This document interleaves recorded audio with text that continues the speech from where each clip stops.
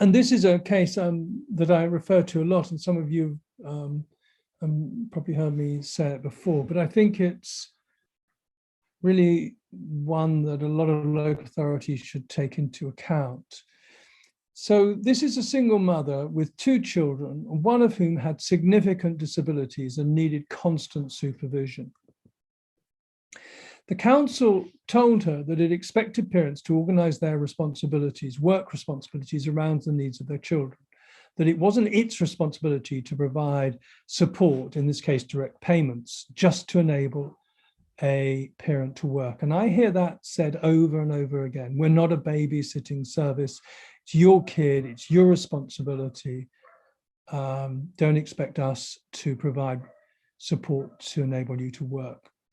Well, I don't know where they get that idea from, but they certainly don't get that idea from the law, because the law is explicit that well-being includes the right of of carers of any age to work. And everybody has to reorganize their arrangements in order to work.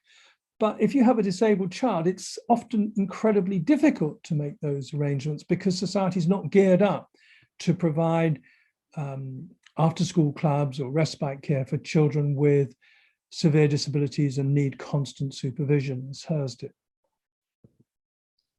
But the council in this case said, but we are giving you, I think it was a break every fortnight. So if you don't use those breaks during the school term, you can store them up, those 2 days or whatever it is, and use them in a block during the holidays. So effectively what the council said is, we're not going to give you anything extra, but if you want to forego the breaks you have during the school term, you can then use them during the school holidays,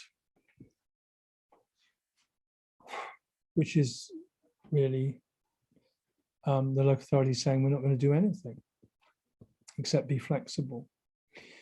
And the Ombudsman said that this is unlawful. The council just didn't understand the law, and too often I think that's the point. They don't understand the law. Local authorities in England, and I think in Wales too, just don't spend time training frontline workers in what the law says. The child's assessment and the carer's assessment feed into each other.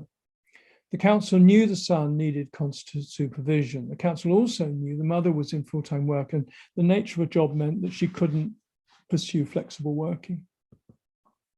These were 2 factors, but neither the son's assessment nor the carer's assessment properly considered those issues. Government guidance clearly states that authorities should not assume a carer is happy to continue their caring. This is in England. In Wales, the Social Service and Wellbeing Act actually says that, the Act does. Councils are required to consider whether a carer wishes to work. Nothing in the assessments to suggest that the council properly considered the impact if she did not receive support during the school holidays.